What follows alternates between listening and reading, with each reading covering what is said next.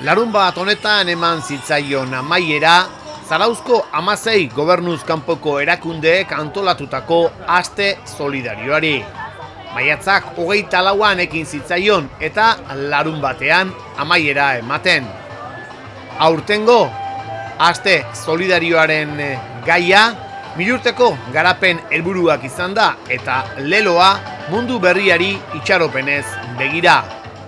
Joan den igandean ekin zioten, orduan sorte gehigirik gabe, eguraldi kaskarra izan zen eta Zarautz eta Getaria arteko ibilaldi solidarioak ez zuen nahi bezalako arrakasta izan, eguraldi kaskarraren ondorioz malekoian egin behar izan baitzen eta horrek euren helburua murriztu egin zuen.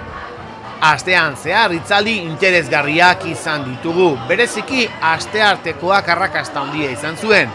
Bertan, Angel Lertxundi hizlaria genuen gai jartzaile eta zineforuma eskaintzen zen, La pesadilla de Darwin pelikularekin.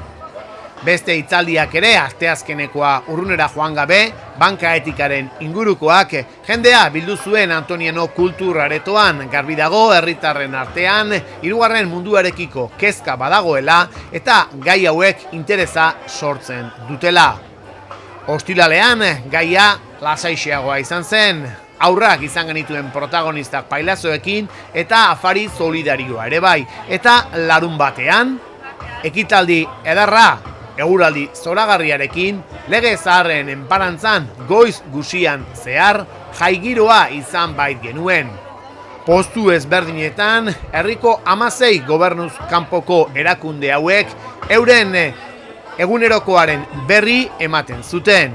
Interesgarria bertaratu bueltatxo bat eman eta talde hauek zer nolako lana egiten ari diren ezagutzea. Arretaz eskaintzen zuten gainera, hurbildutako guziei informazioa. Jolazak ere antolatu ziren gaztetxoenentzat bertaratu eta elkartasun bidean bere lehen urratsak eman ditzaten.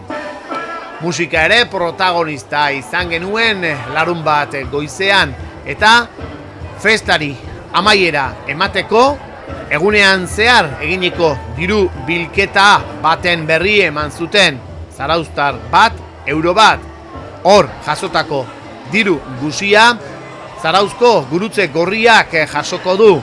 Azken denboraldian krisiaren ondorioz herriko familia behartzuenei janariak emateko burutu den programari aurre egiten jarraitzeko baliogarria izango den dirua.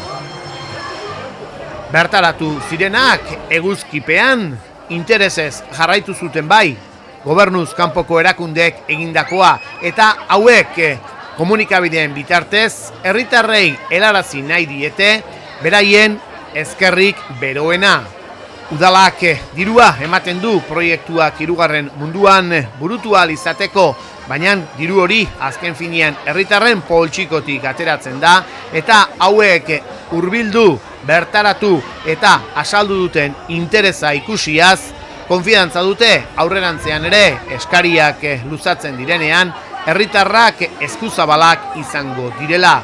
Beraiei esker, hainbat eta hainbat proiektu burutzen ari dira, hirugarren munduko sustapena aurrera dijoa erakunde hauen bitartez, baina beti ere herritarren borondate onari esker.